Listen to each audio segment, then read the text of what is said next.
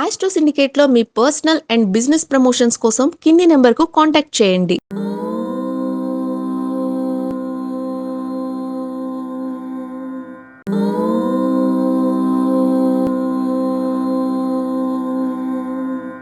ఓం శ్రీ గురుభ్యో నమః. హరి ఓం.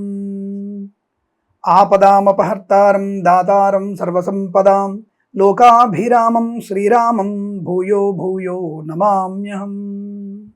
అందరికీ నమస్కారం. రామ అన్న నామస్మరణే మనకి సమస్త పాప బంధముల నుంచి, పాప కర్మల నుంచి ముక్తి కలిగించేటువంటి అత్యుత్తమ నామం. అలాగే శ్రీ వెంకటనాథుణ్ణి స్మరణ చేసినంతనే మనకు అనేకమైనటువంటి పుణ్యయోగాలు కలిగించేటువంటి అద్భుతమైనటువంటి నామం. ఆ వెంకటేశ్వర స్వామి యొక్క అనుగ్రహాన్ని పొందడానికి ప్రతి మాసంలో 2 సార్లు మనల్ని మనము చైతన్యవంతులుగా మార్చుకొని మన యొక్క స్వధర్మానికి పాటుపడడానికి, అనుకూలవంతమైన ఆర్థిక ఆనందాది శుభయోగాలు పొందడానికి పనికి వచ్చేటువంటి తిథులలో ప్రతి మాసంలో 2 తిథులు ముఖ్యంగా ఉంటాయి. అందులో శుద్ధ ఏకాదశి, బహుళ ఏకాదశి. మనకి 15వ తేదీ ఏకాదశి తిథి మనకి మతత్రయ ఏకాదశి అనుకోవచ్చును. అలాగే పాప విమోచన ఏకాదశి. ఈ రోజున ఎవరైనా సరే, అందుకే మర్చిపోకుండా మన వీడియోని పూర్తిగా చూడాలి. మీరు సగంలో స్కిప్ చేసుకుంటూ వెళ్తాం అంటే కుదరదు. దాన్ని ముందుకు తీసుకెళ్ళకండి, నిదానంగా పూర్తిగా వీడియో చూడండి. ఏ ఒక్క విషయం మధ్యలో చెప్పినా మీరు మిస్ అయిపోతారు. మళ్ళీ వెనక్కి వచ్చి మళ్ళీ అనవసరంగా మీ డాటా వేస్ట్. అందుకే పూర్తిగా వినండి, 10 మంది చేత సబ్స్క్రైబ్ చేయించండి. ఈ రోజున మనకి 15 మార్చి 2026 ఆదివారం రోజున మనకి పాప విమోచన ఏకాదశి. ఈ రోజు విశేషం ఏంటి తెలుసా? రంగనాథుడిని కనుక ఎక్కువ పూజిస్తే ఇంకా మంచిది మనకి. ఎందుకంటే మనకి మొన్న 6వ తేదీ రంగనాథ స్వామి పంచమి కూడా వచ్చింది అనుకుంటానే, రంగ పంచమి అంటారు దాన్ని. 8వ తేదీ, మొన్న 8వ తేదీన రంగ పంచమి కూడా వచ్చింది. ఆ రంగనాథ స్వామిని మనం దర్శనం చేసుకోవడమే ఉత్తమం. అక్కడ దాకా వెళ్ళాలా, శ్రీరంగం వెళ్ళాలా? అక్కర్లేదు. నీ ఇంటి పక్క ఉన్నటువంటి దేవాలయానికి వెళ్ళవచ్చు. భాగ్యనగరంలో కూడా మనకి జియాగూడలో రంగనాథ స్వామి అతి పురాతనమైనది, అద్భుతమైనటువంటిది. అసలు జియాగూడ ఉన్నటువంటి రంగనాథ స్వామి యొక్క దేవాలయ దర్శనం మీకు అద్భుతం. ఆ స్వామిని దర్శిస్తేనే మనకి అనేకమైనటువంటి పాప విమోచనాలు కలుగుతాయి. దర్శనతోనే. యస్య స్మరణ మాత్రేణ జన్మ సంసార బంధనాత్. స్మరిస్తేనే ఆయన యొక్క జన్మలో పాపాలు అనిపోతున్నాయి. ఆయన దేవాలయానికి వెళ్ళి ఒక్కసారి దివ్య దర్శనాన్ని చూస్తే ఇంకెంత మంచిది. అక్కడికి కూడా వెళ్ళలేము, పర్వాలేదు. ఇంట్లో రంగనాథ స్వామి పటం ఉందా, అది చూచి నమస్కారం చేసుకోండి. లేదా మనకి తిరుపతిలో రంగనాథ స్వామి దేవాలయం ఉంది, అక్కడేశ్వర స్వామి దర్శనం చేసుకోండి. అంటే మీకు ఎక్కడ ఉంటే ఎక్కడ కూడా రంగనాథ స్వామి దేవాలయం లేదు స్వామి, మాకు దగ్గర లేదు, పక్కన వెంకటేశ్వర స్వామి దేవస్థానం ఉందిగా, శంఖము చక్రము గధ వనమాల భూషితులై ఆ దివ్యమంగళ స్వరూపాన్ని దర్శించండి. ఆ దర్శనం వెనక్కి సమస్త పాపాలని పోగొడుతుంది. అది కూడా చేత కాదు, పక్కకు వెళ్ళలేకపోతున్నామండి, కళ్ళు మూసుకొని ఇంట్లోనే తల కింద చేయబడినటువంటి రంగనాథ స్వామిని దర్శనం చేయండి. శివుణ్ణి అర్చన చేస్తున్నటువంటి రంగనాథుణ్ణి పూజించండి. ఆ దివ్యమంగళ స్వరూపంలో ఆ యొక్క కింద శివపరమాత్ముడు పరమేశ్వరుడు, పైన రంగనాథ స్వామి, ఆ పరమేశ్వరుని అర్చన పుష్పాలంకు చేసినటువంటి ఆ దృశ్యాన్ని చూచి మీరు తరించండి. పాప విమోచన ఏకాదశి రోజున నక్తముగా ఉన్నవారికి, లేదు ఒకవేళ పూర్తిగా నక్తము ఉండొద్దని చెప్పారండి శాస్త్రంలో, మీరే చెప్పారన్నప్పుడు సత్తుపిండి తినొచ్చు. మనం సత్తుపిండి మాత్రం కాస్త తిని స్వామివారి హరిహరనామ సంకీర్తన చేసుకోవచ్చు. హరిహరనామ సంకీర్తన. ఎవడు ఆ దండం పెట్టుకుని ఈ దండం పెట్టుకున్నవాడు శివుడు లేడు, అవాళ్ళు లేడని చెప్పి కూడదనండి. శివకేశవులకు భేదము లేని శివాయ విష్ణు రూపాయ శివరూపాయ విష్ణువే శివస్య హృదయం విష్ణు విష్ణోస్య హృదయం శివ అనేటువంటి అనేక పురాణాలు స్పష్టంగా చెప్పబడింది.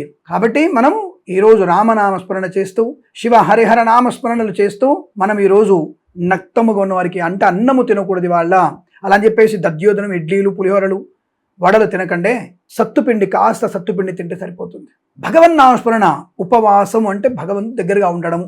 ఆ యొక్క స్వామివారిని మనం మనస్సులో సదా స్మరణ చేస్తూ, హరిహరనామ సంకీర్తన చేస్తూ, ఆ స్వామివారిని మరునాడు ద్వాదశి వరకు నక్తముగా ఉండి, ద్వాదశి ఘడియల్లో ఎవరికైనా బ్రాహ్మణుడికి భోజనం పెట్టి మీరు భోజనం చేయాలి. ఇంకొక ఇక్కడ ఇబ్బంది ఏమిటంటే, ఈసారి పాప విమోచన ఏకాదశి ఈరోజు ఏకాదశి పొద్దున ప్రారంభమైతే మర్నాడు అది 9:40 వరకు మాత్రమే ఉంది.